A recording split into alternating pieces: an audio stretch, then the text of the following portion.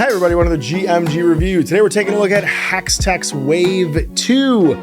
These are pre-painted Gale Force 9 6mm mech combat accessible buildings. And they're designed basically either to be used on a footprint, on like a hex mat, or taken off it for playing games where you don't necessarily require hexagonal sort of like tiles to play on. And obviously they're compatible with Battletech, that being the whole thrust here. These two new sets have 5 total buildings in them, one of which I think is really cool. It's called the Binary Towers. It's a short and tall tower, and they're connected by a sky bridge. They also have a short and long version of the sky bridge, and then 2 little inserts if you don't want to use them. You just want to have as additional buildings to not connect them together. 2 more just tall towers. The tri-tower, just like a 3-sided tower, comes in 2 colors. And then a big boy right here. This is the Mega Block. And this is a big chunky building where you could have mechs obviously fighting along top of it. So I'm going to throw this down on a mat with some of my battle mechs and my friend Travis's battle mechs for scale, so you can take a look at it and check out what we think of these pre-painted models. I've just taken them right out of the box, not done anything to them except for put some magnets in the gantries to like connect them and hold them in. But that's it. So let's check them out. So they are all down and on the table.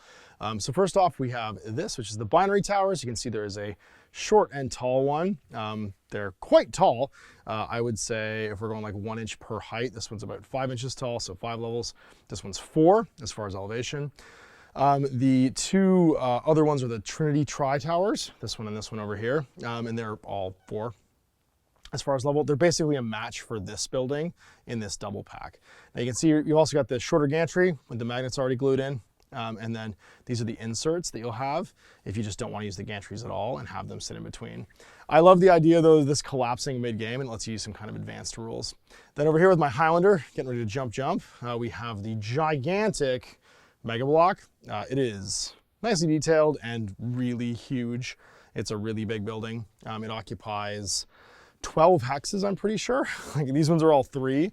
This one is 3, 6, 9, 12. Yeah, so maybe 13 if there's that odd one on the side there. But yeah, a significant footprint on the table, and obviously can block a lot of movement in line of sight. So just letting you have sort of like more 3D sort of looking terrain for putting on your various gaming mats to visualize where things are and what blocks line of sight. They look pretty great out of the box, I'll be honest. The footprints were nice and flat. They weren't warped at all.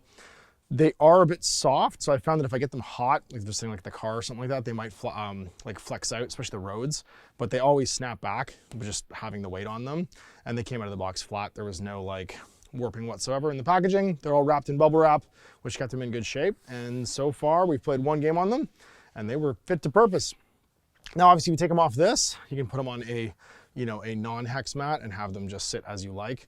But even with the footprints on them, they look pretty natural. So it just kind of adds like a bit of concrete around the edges of it. And I think either way, they're pretty attractive. If you wanted to zhuzh them up, you could get some sponge and some brown paint and kind of put some damage on the edges of them, weather them a bit. Or just do some oil marking with like a thin down, bit of gloss varnish with brown, or a bit of gloss varnish with like a dark gray, like a smoke gray, or even like something like Vallejo smoke. And give them a bit of grime and grit in like the recesses. I have done this with one set of these before, and this pre-cut like top coat took paint just fine. There was no issue putting paint on this, and then after I sealed them, they're pretty much good to go. Same with the buildings, or the windows, sorry. If you just get a dark blue wash and or even a contrast paint and throw it in there, then what'll happen is you'll get, what I would do is put them upside down when you do that, and you get a horizon line, because the horizon line is typically a bit lighter at the bottom, and then darker at the top when it reflects.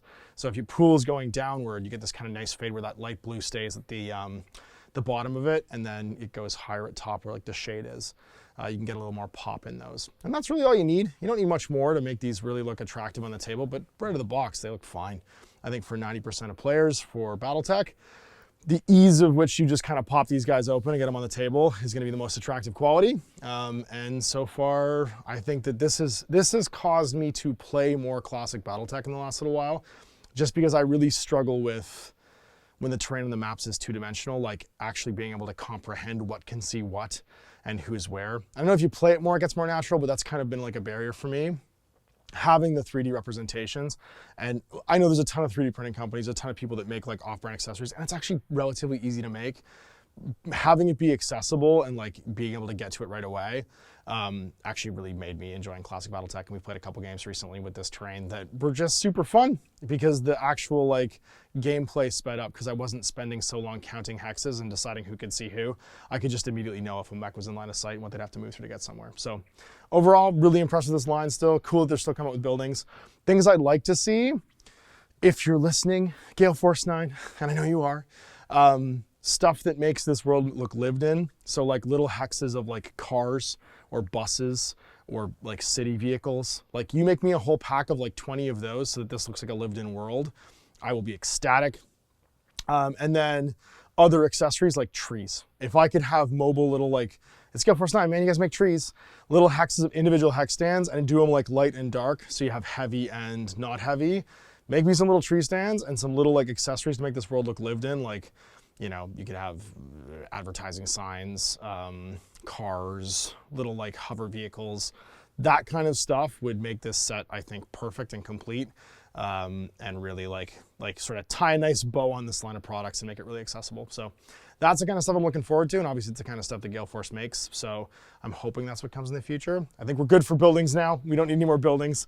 Give us something different to make the world look lived in, and we'll have a real 3D Battletech experience, even using hexes, that makes Classic a lot, like that makes the on-ramp to playing Classic a lot more visually appealing and, you know, fun for people to play. So let's do it. Let's see some more, and good on you for continuing to expand this line.